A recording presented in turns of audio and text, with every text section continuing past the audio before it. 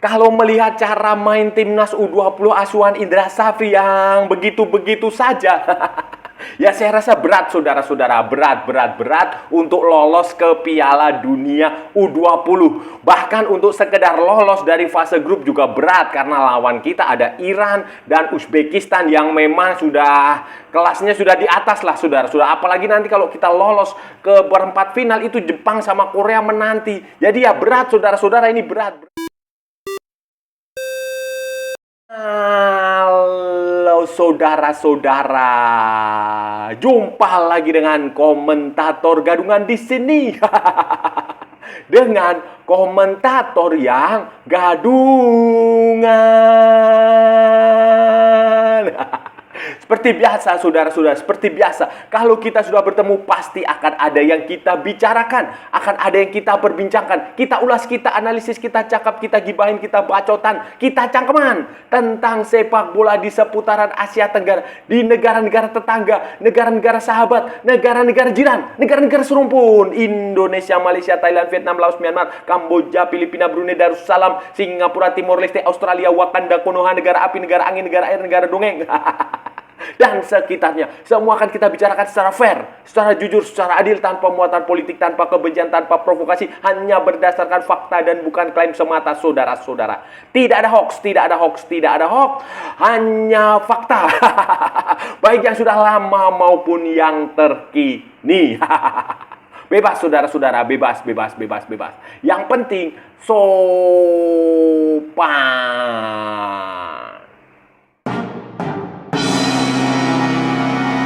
Jadi begini saudara-saudara, jadi begini.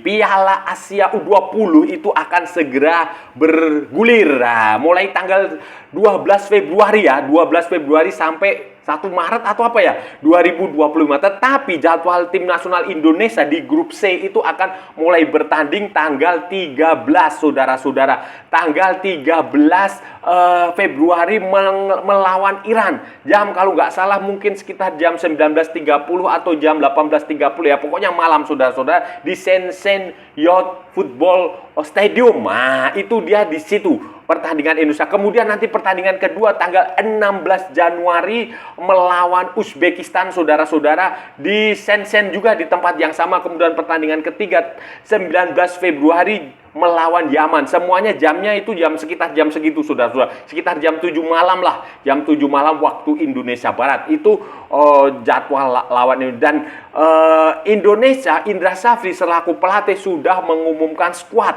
daftar pemain 23 pemain tim nasional Indonesia untuk Piala Asia U20. Tim nasional U20 itu sudah diumumkan dan ada 3 pemain debutan. Kemudian mayoritas adalah pemain yang sebelumnya bermain untuk bersama-sama di Piala AFF U19 kemarin. Kemudian ada 1 pemain dari U17, 1 pemain tim nasional U17 yang juga akan tampil nanti bulan berikutnya, bulan April atau bulan Maret itu di Piala Asia U17. Itu si Evandra Floresta, itu gelandang dari Bayangkara FC, itu dia dipanggil. Selebihnya adalah pemain-pemain yang selama ini sudah mengikuti pemusatan latihan. Ada 23 pemain. Misalnya penjaga gawangnya itu si Ikram Al-Ghifari, kemudian si Fitrah Maulana, kemudian Wayan Artawiguna, kemudian Doni Tripamungkas, Kade Arel Priyatna, Mufli Hidayat, Iqbal Gwijangge, Alfah Rezi Buffon, Sultan Zaki,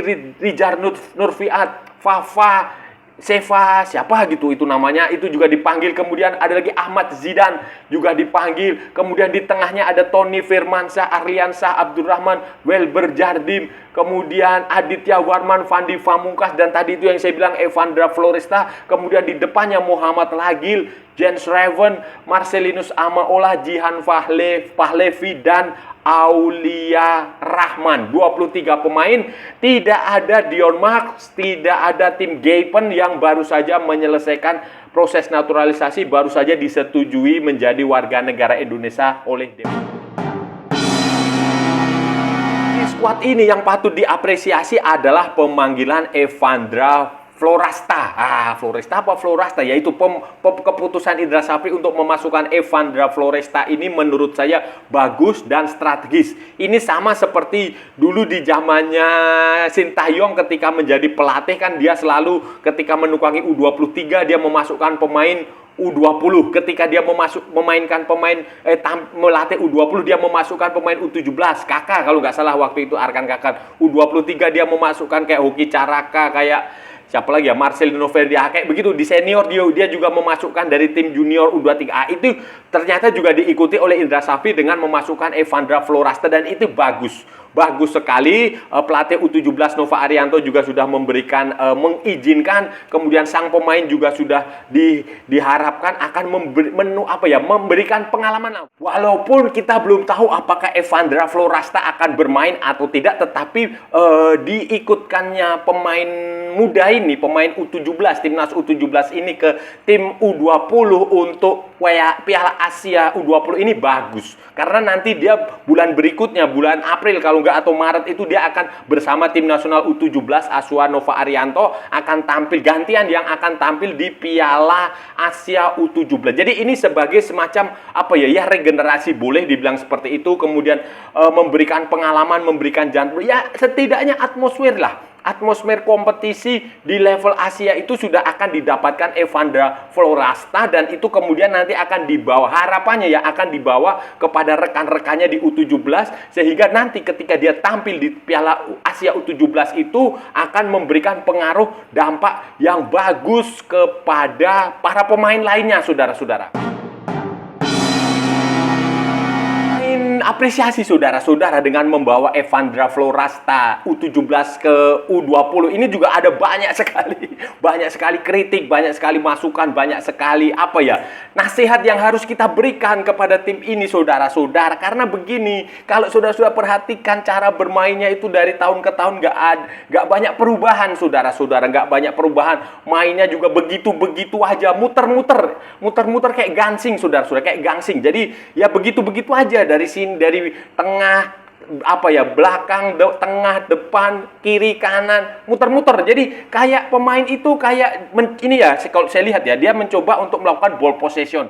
Dia mencoba untuk bermain seperti tim-tim di Eropa, di Spanyol khususnya, yang ball possession-nya tinggi kayak Barcelona, kayak Real Madrid, kayak Manchester City yang di Inggris itu, saudara-saudara. Tetapi tidak didukung oleh kualitas pemain yang bagus, dan selain itu juga tidak didukung oleh taktik dan strategi yang gitu. Jadi pokoknya terlihat itu pokoknya mainnya begitu aja. Aku mau main begini pokoknya begini. Nah, dia tidak sepertinya, yang saya lihat ya, ini mau bisa benar bisa salah, itu seperti tidak melihat kontra strategi seperti lawan itu main seperti apa. Kan harusnya kita bermain seperti kontra strateginya lawan, kayak gitu loh. Lawan main A, kita main B. Lawan main C, kita main D. Itu tampaknya tidak terlihat, belum terlihat setidaknya dalam 3 pertandingan uji coba yang dijalani waktu di Sidoarjo. Turnamen Mandiri Under 20 Challenge Series 2025.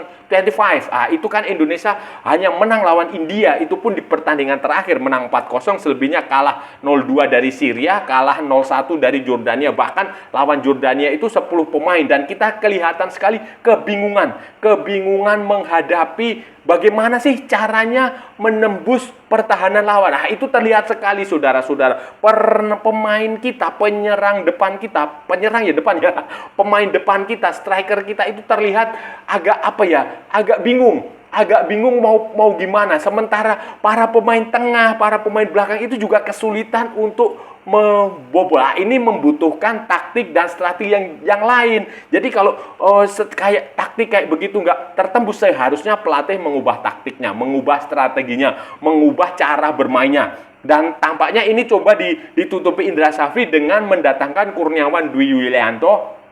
Dia memanggil si Om Kurus, Mas Kurus Kurniawan dari Como dipanggil pulang untuk membantu mengasah striker tim nasional Indonesia nanti di Piala Asia U20. Nah, ini harapannya seperti itu. Ya, kita lihat saja nanti.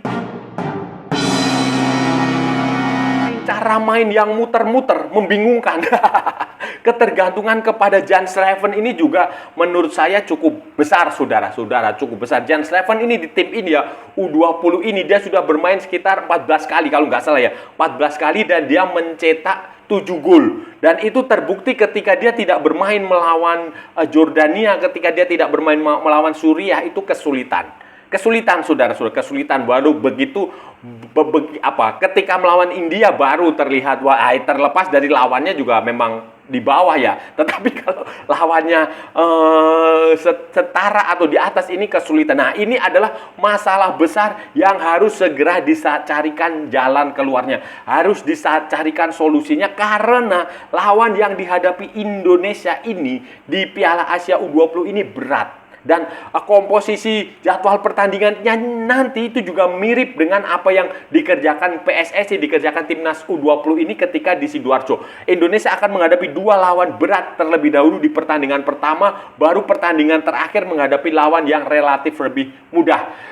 Iran akan dihadapi di pertandingan pertama, Uzbekistan akan di pertandingan kedua, dan Yaman di pertandingan kedua. Ya, samalah. Mungkin ini diskenariokan seperti itu, disimulasikan seperti itu, dan ternyata kan waktu di Sidoarjo itu hasilnya mengecewakan. Ya, semoga nanti di Cina ini hasilnya tidak mengecewakan. Tetapi kalau melihat kualitas lawan ya, saudara-saudara, ya lawan ini berat, saudara-saudara. Iran itu, saudara-saudara, Iran itu sudah mereka juara Piala Asia U20, U19 ini sudah berkali-kali, saudara-saudara. Dari tahun 73 sampai tahun 76 itu mereka juara 4 edisi berturut-turut, saudara-saudara.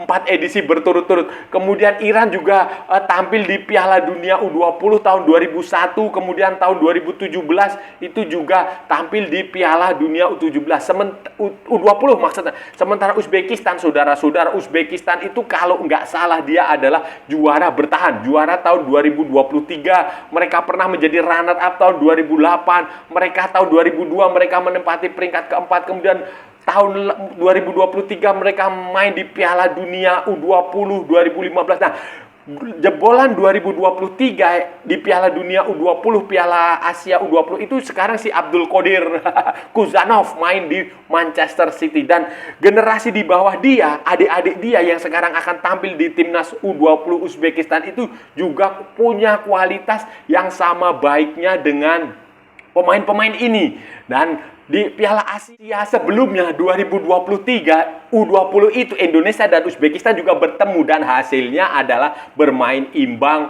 0-0, saudara-saudara. Semoga tahun ini juga ada keberuntungan itu.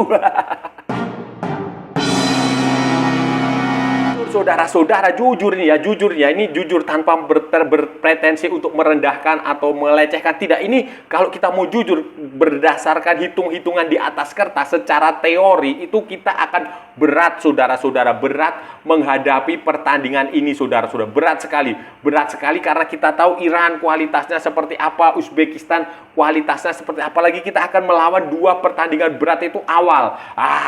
Jadi kalau kita sudah 2 kali kalah beruntun ya sudah selesai, saudara-saudara. Makanya target yang paling realistis itu ya seharusnya kita berhasil mendapatkan 1 poin dari 2 pertandingan inilah. Entah kita imbang lawan Iran atau imbang lawan Uzbekistan, baru nanti melawan Yaman itu peluang besar kita akan memenangkan pertandingan. Tetapi untuk 2 pertandingan awal ini ya target paling masuk akalnya ya imbang lah, saudara-saudara. 1 poin itu imbang, tetapi walaupun itu juga berat, saudara-saudara. Berat karena kita tahu Iran juga punya pemain-pemain yang mayoritas pemain Uzbekistan maupun Iran itu main di kompetisi dalam negeri. Tentu saja lah ini masih level junior U19.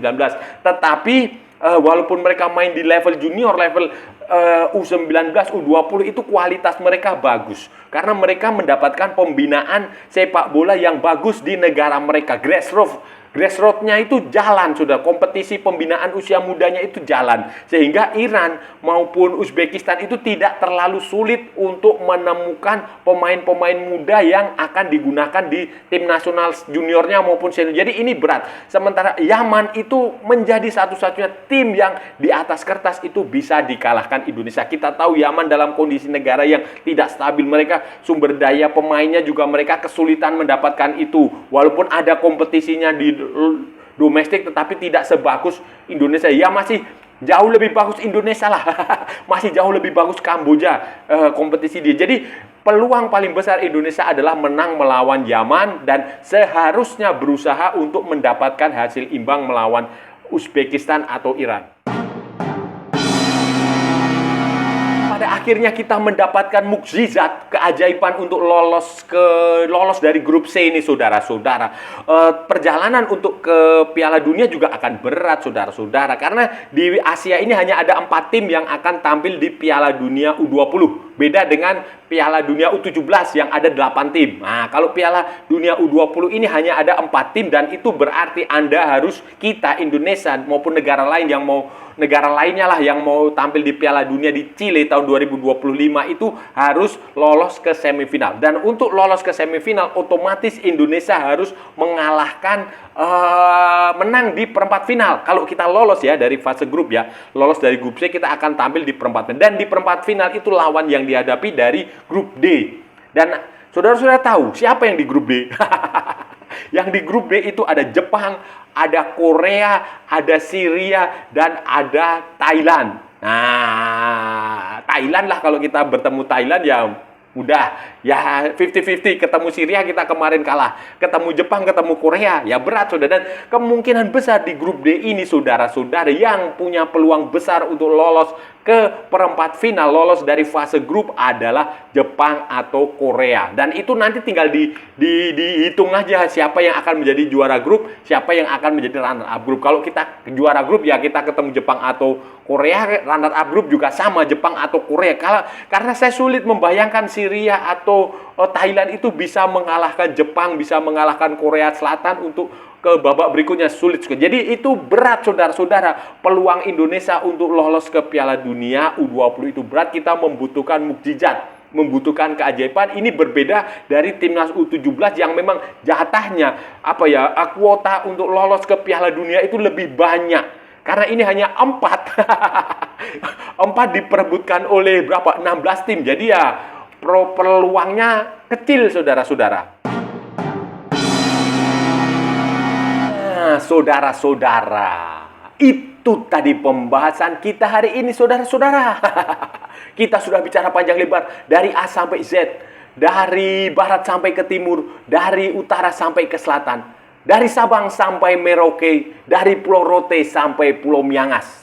Semua sudah kita ulas, semua sudah kita analisis, semua sudah cakap, semua sudah kita gibahin, semua sudah kita bacotin, semua sudah kita ulas, semuanya, saudara-saudara. Tadi kita bicara tentang skuad. Nah, skuad dan peluang tim nasional U20 Indonesia untuk menghadapi Piala Asia U20. Targetnya ambisius sekali, saudara-saudara. Saya nggak tahu siapa yang menetapkan target, tetapi tim nasional U20 ini ingin sekali lolos ke Piala Dunia U20 tahun 2025 di Chile, saudara-saudara. Nanti mulai tanggal 13, tanggal 16, dan tanggal 19 Februari itu Indonesia akan menghadapi 3 pertandingan fase grup Piala Asia U20. Iran menanti di pertandingan pertama, Uzbekistan menanti di pertandingan kedua, dan Yaman menanti di pertandingan ketiga. Saya rasa, saudara-saudara, melawan Yaman kita akan bisa memetik kemenangan di pertandingan terakhir. Tetapi kalau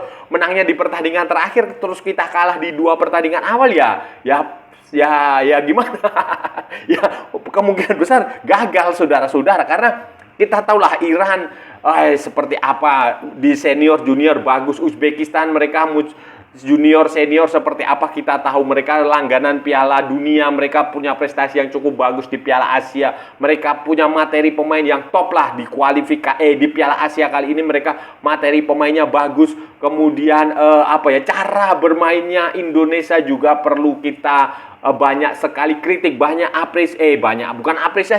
kita beri masukan lah, banyak kita evaluasi, saudara. Mainnya jelek. Waktu uji coba di Sidoarjo kemarin kita hanya menang lawan India, itu pun ya mainnya begitu-begitu aja. Kemudian kita kalah lawan Suriah, kita kalah lawan Jordania, kita kesulitan mencetak gol, saudara-saudara. Kita kesulitan mencetak gol karena cara bermainnya terlalu monoton, hanya begitu muter-muter nggak jelas, kanan kiri, belakang, tengah, depan, karena selalu berusaha untuk ball possession, tetapi ya karena kualitas pemainnya tidak terlalu terlalu bagus, kemudian taktik dan strateginya yang tidak terlalu baik, juga hasilnya ya seperti itu, muter-muter lah kayak gansing, saudara-saudara, kayak gansing. Dan karena itu Indra Safri mendatangkan Kurniawan Dwi Julianto dari Como untuk diperbantukan sebagai asisten spesialis striker. Mas Kurus ini, Kurniawan ini akan diminta untuk mempertajam lini serang Indonesia, untuk strikernya Indonesia yang terlihat sekali sangat tergantung kepada Jan Schrevens. Walaupun di situ ada Muhammad Ragil, ada Marcelinus Amaola, ada Jehan Pahlevi, dan ada Aulia Rahman. Tetapi memang masih bertumpu kepada Jan Schrevens. Ya, semoga ini ada solusi, tetapi ya saya rasa berat, saudara-saudara, kalau untuk lolos ke Piala Dunia. Walaupun salah satu poin yang harus kita beri pujian kepada Indra Safri adalah dia memasukkan satu pemain timnas U17, Evandra Floresta. Wah. Dan saya rasa sudah cukup ya pembahasan kita kali ini. Kalau ada salah-salah ya mohon maaf.